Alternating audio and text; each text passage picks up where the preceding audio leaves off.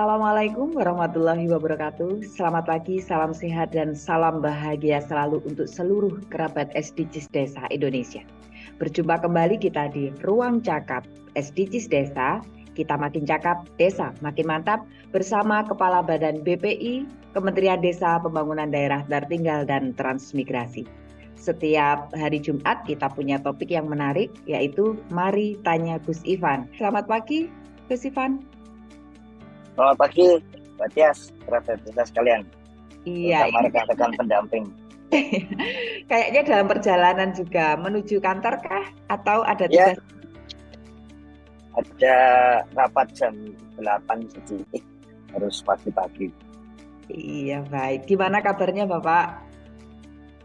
Ya, masih semangat Mbak Tias, apalagi hari Jumat, hari tanya jawab ini, supaya mengetahui kondisi lapangan.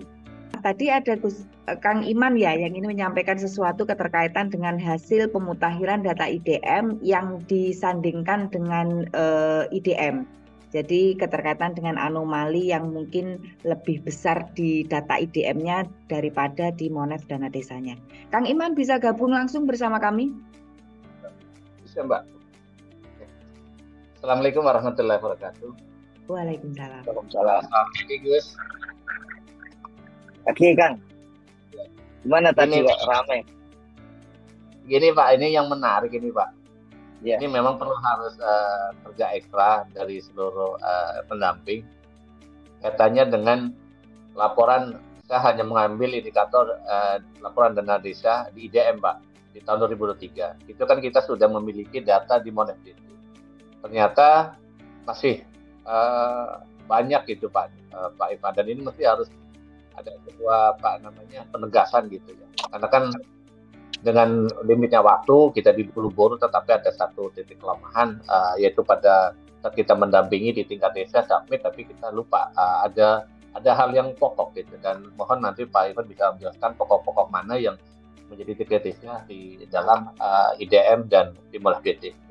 Yang kedua adalah tadi yang disampaikan oleh Mbak Tias, katanya ada peraturan tentang pendampingan yang nomor 4 tahun 2023, satu sertifikasi. Ada yang kedua adalah selain sertifikasi itu jenjang tanda kutip karir gitu, Pak Ivan. Ini kan ada proses, ada promosi, ada demosi dan lainnya gitu. Ini kan perlu harus ada penjelasan secara teknis itu apa sih yang menjadi tahapan tersebut. Jangan walaupun itu mungkin ada sebuah kebijakan, tetapi tentunya kami yang di lapangan itu harus mengetahui apa sih yang harus kami lakukan gitu. Tidak ada sesuatu yang diinginkan adalah hanya satu perubahan yang lebih baik ke depan. Gitu, Pak. Terima kasih. Wassalamualaikum warahmatullahi wabarakatuh. Waalaikumsalam. Ya, Pak Ivan sudah sangat jelas, bisa langsung ditanggapi. Ya, jadi kalau yang IDM itu kan memang ini kan waktunya juga tinggal setengah bulan. Jadi waktu 3 hari yang lalu, karena hari Selasa itu dicek oleh Pak Menteri, memang waktu itu masih di angka 27% gitu. Jadi, apakah bisa tercapai atau tidak? Ya jelas bisa tercapai, tapi tentu saja dengan kerja keras gitu. Dan ada hal yang penting itu memang bagaimana kualitas data itu. Tetap itu jadi penting karena setelah terutama dari tahun 2018 itu publik mulai melihat bahwa mestinya ini mulai matang gitu datanya gitu. Maksud matang ya berarti kualitas datanya semakin meningkat gitu. Yang menunjukkan bahwa kalau kualitas data meningkat maka akan banyak digunakan baik dari level desa sampai level nasional gitu. Kalau ada perbedaan atau kekurangan ya berarti kita harus segera sampaikan. Kalau nggak salah semua kepala dinas itu mestinya bisa berhubungan langsung di satu WA group yang dibuat oleh Pak Mustaqim. Kemudian dari desa dan rekan-rekan sekalian juga ada grup sendiri yang dibuat oleh Pak Mustaqim. Saya sendiri nggak ikut grupnya gitu. Tapi kata Pak Mustaqim, sudah ada grup itu ya. Kenapa masih harus WA ke saya? Padahal sudah ada grup katanya gitu. Jadi, berarti sudah ada grupnya gitu. Disampaikan saja supaya lebih cepat diatasi gitu. Kalau sampai ke saya nanti pagi ini juga akan ada rapat gitu antara Dirjen PDP dengan Pusdatin gitu, yang dirapatkan tentang monet dana desa. Saya kira akan langsung tersambung ke IDM gitu. Jadi posisinya itu Kang Iman. Nanti kalau aspek yang penting tentu saja sekarang nggak bisa lagi harus terisi, karena kalau nggak terisi 100% kemudian nggak bisa terupload itu. Jadi untuk mengatakan mana aspek yang penting jadi nggak bisa lagi itu. Ya harus terisi sih. Cuman yang kalau tidak ada perubahan kuesioner itu tahun depan ya langsung seperti ide dari Bung Kris, tahun depan ya langsung terisi saja gitu yang isian tahun ini, kecuali nanti kalau ada perubahan bisa lebih cepat gitu. Kemudian kalau aspek yang penting ya pasti sebetulnya yang penting aspek-aspek yang menjadi pendukung nilai IDM itu kan. Jadi, dan tadi termasuk tentang dana desa dan APBDes, karena pola baru di tahun ini kan masih disisakan 2 triliun dana desa yang baru dicairkan pada tahun berjalan itu. Jadi itu pasti sangat penting laporan dari APBDes itu, karena itu yang akan berpengaruh. Kita sudah sama-sama tahu dengan kondisi monet dana desa per pagi hari ini misalnya, mana yang sudah menyampaikan APBDes dan mana yang belum dilihatkan oleh Kang Iman tahun lalu. Sekarang ini kan masih ada 6.180 yang APBDes-nya belum tampil di monet dana desa. Sudah ada surat dari Kementerian Keuangan untuk menyampaikan APBDes sebagai perhitungan kinerja untuk sisa dana desa yang 2 triliun. Jadi kalau dari sisi IDM pasti 52 indikator IDM itu yang penting itu kan. Tapi kalau dari sisi desa untuk saat ini juga termasuk yang APBDes. Dan nanti ini juga sedang ada pengecekan antara isian payment dari address di IDM dengan yang ada di SDG desa. Jadi itu saling koreksi aja sih. Kalau memang di IDM lebih tepat berarti nanti rumusan di SDG desa harus diperbaiki. Kemudian yang bagian sertifikasi memang ada perhitungan ya, kalkulasi kebijakannya memang persoalan itu sih kan.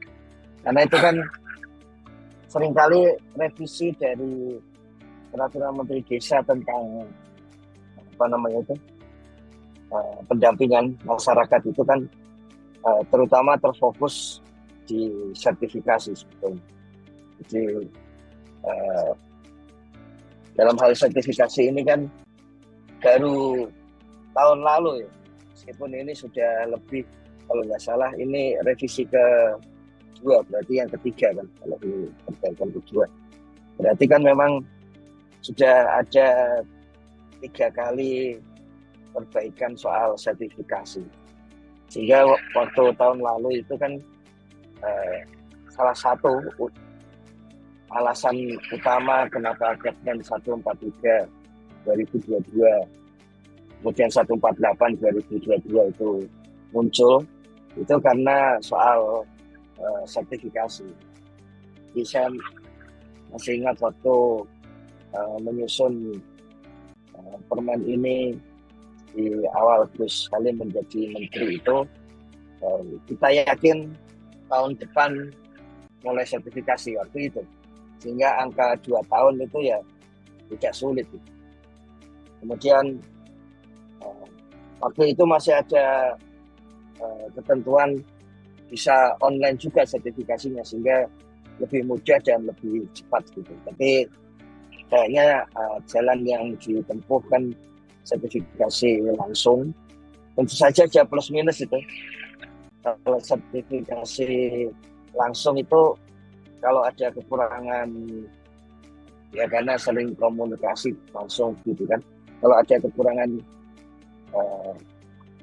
dokumen sebelum adanya sertifikasi itu paling tidak di antara para PLG itu bisa saling menunjukkan gitu. Bahkan kemarin saya lihat bagaimana proses pelatihan ya untuk sertifikasi yang dilakukan oleh sesama pendamping. Ada yang di bawah pohon, ada yang di kantor di kabupatennya, ada yang di kecamatan bersama ya dilihat oleh para aparat kecamatan. Dan itu memang menunjukkan suatu hal yang penting.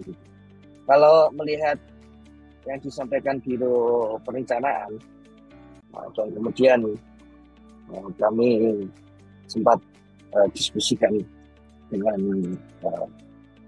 BPSDM. Tahun ini sertifikasi kan tetap jalan untuk PLG. Nah, bagaimana dengan sertifikasi untuk ED dan ke atasnya itu? Karena sudah ditambah lagi tahunnya, tapi kewajibannya tetap sama, sertifikasi gitu. Kayaknya ke depan ya memang mau tidak mau harus ada sertifikasi yang benar-benar diketahui ya oleh banyak pihak sehingga bisa disiapkan. Dan kalau menurut kami sih yang penting segera dijalankan aja, sehingga kalau ada kesalahan ya segera diketahui kesalahannya, segera diperbaiki, kemudian bisa dijalankan lagi di tengah tahun. Ini per hari ini saja sudah boleh untuk mulai proses kalau ada pencairan anggaran termasuk di dalamnya tentu saja sertifikasi ini. Itu kan. Kalau yang lain apa itu maksudnya? Yang kebijakan harus segera diketahui. Kalau menurut saya sih Gus Salim waktu itu ketika punya ide daily report itu memang salah satunya waktu itu ada yang waktu di lapangan ada PLG yang menyampaikan, ada yang lewat pegawai Kemendes, ada yang langsung ke beliau pas di lapangan. Gimana supaya bisa dapat lebih dulu dari yang lain, termasuk yang lain itu ya dari perangkat desa, aparat desa, dari kecamatan gitu. Maka ide beliau tentang DRP itu di awal itu ya memang mencatat kegiatan pendamping sekaligus memberikan informasi-informasi terbaru langsung ke PLG gitu. Awalnya begitu karena waktu itu ada yang menyampaikan di Nusa Tenggara Timur itu bahwa kalau sampai ke desanya itu butuh waktu kalau lancar pakai mobil sendiri 1 hari 1 malam gitu. Jadi tapi kalau dia langsung pakai handphone, internetnya itu kadang masih ada di sela-sela seperti biasa kalau kita ke desa itu di sela-sela besi gitu. Entah itu di jembatan yang besi atau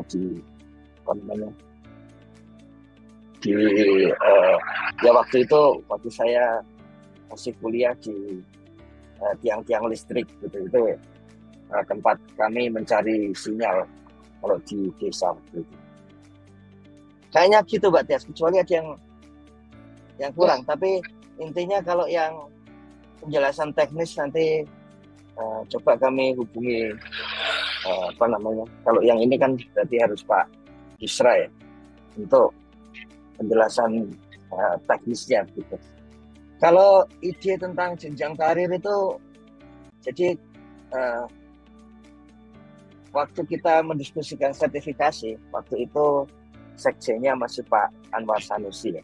Dan Pak Anwar Sanusi kan salah satu lulusan terbaik ya, waktu dia S1 gitu. Dan ya di mana-mana kalau lulusan terbaik ya waktu kerja ya banyak inovasi dan sebagainya. Sehingga dia karirnya bagus di LAN, lembaga administrasi negara gitu. Dan dari situ beliau memberi banyak ide yang kemudian masuk ke dalam peraturan Menteri Desa tentang tentang pendampingan masyarakat itu. Bahwa diantaranya nama-nama jenjang itu juga dari beliau itu, nama-nama jenjang. Kemudian ide jenjang itu, waktu itu kata Gus Salim, kan ada pertanyaan dari pendamping ya, apakah bisa ada semacam jenjang karir untuk pendamping. Nah itu yang kemudian diterapkan di dalam Permendes yang oleh Pak Anwar Sanusi itu, kemudian ada nama-nama sesuai jenjang. Itu nama-nama yang nama jenjangnya, kalau nama PLD, PD itu kan nama kita ya, nama Kemendes. Sementara jenjangnya itu dilihat dari beliau dari LAN-nya itu, ya, dari LAN ada jenjang itu. Nah dari jenjang itu kemudian oleh Pak Menteri, kalau begitu bagaimana supaya bisa naik jenjang atasnya? Oleh Pak Anwar Sanusi disampaikan, ya sertifikasi yang menunjukkan dia sudah bisa naik jenjang. Di samping itu yang normal gitu, Kang Iman, kerabat desa. Tentu saja ada yang tidak normal kalau punya prestasi yang sangat tinggi gitu ya, sehingga kemudian diberi keleluasaan oleh Kementerian Desa gitu untuk segera naik jenjang. Idenya sih seperti itu waktu itu. Jadi itulah sebabnya kemudian ada sertifikasi, kemudian waktu itu Gus Salim langsung menetapkan kalau begitu berarti tidak ada rekrutmen kecuali PLD ya, karena sisanya itu naik jenjang seperti itu. Disampaikan oleh Pak Anwar Sanusi ya iya gitu. Itulah sebabnya setelah itu kemudian tidak ada lagi rekrutmen kecuali PLD. Kalau mau masuk ke dalam pendampingan desa ya mulai dari PLD, kemudian ada penjenjangan itu. Nah penjenjangan itu sendiri satu hal yang tidak sepenuhnya mudah, karena pemikiran dari Pak Menteri itu lebih banyak ternyata undang-undang desa itu merujuk pemerintah level kabupaten, sehingga memang yang dilihat seperti itu. Ya yang namanya ide kadang-kadang ya harus selalu dipupuk sampai kemudian terjadi. Ini kalau nggak salah minggu depan itu kan ada pelatihan ya, mungkin pelatihannya TOT mungkin atau MOT.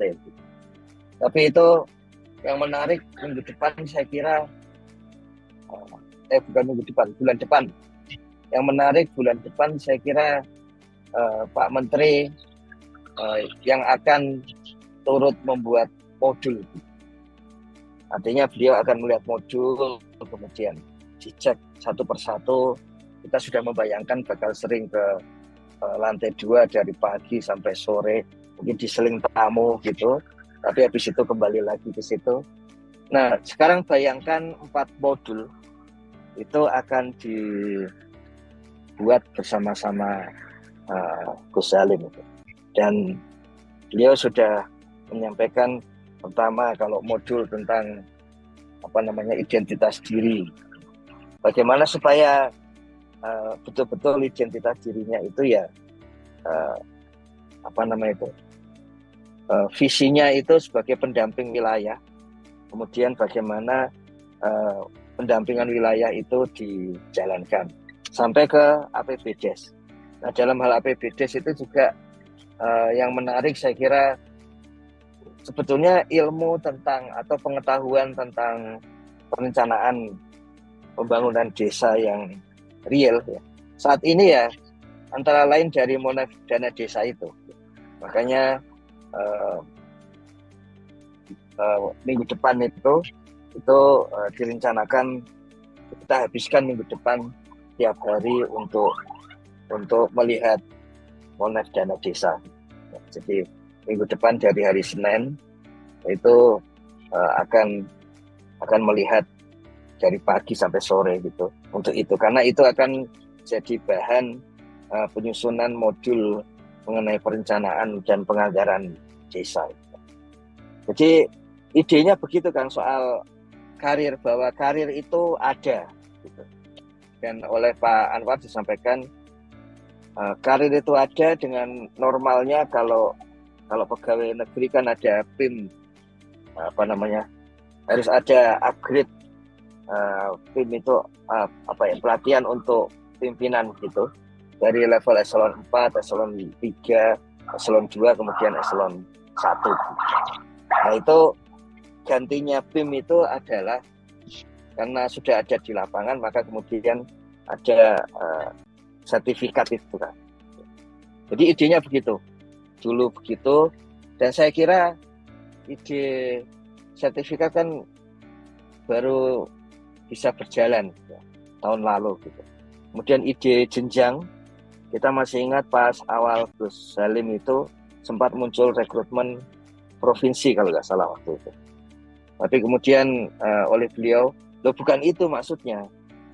Karena kita sudah penjenjangan, rekrutmen hanya PLD, makanya sejak itu beliau rekrutmennya selalu PLD.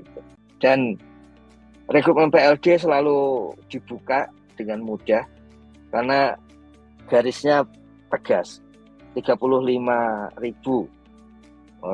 pendamping desa gitu. Jadi begitu kosong, entah kosongnya di pusat, kosongnya di provinsi, di kabupaten, kecamatan, rekrutmennya tetap PLD.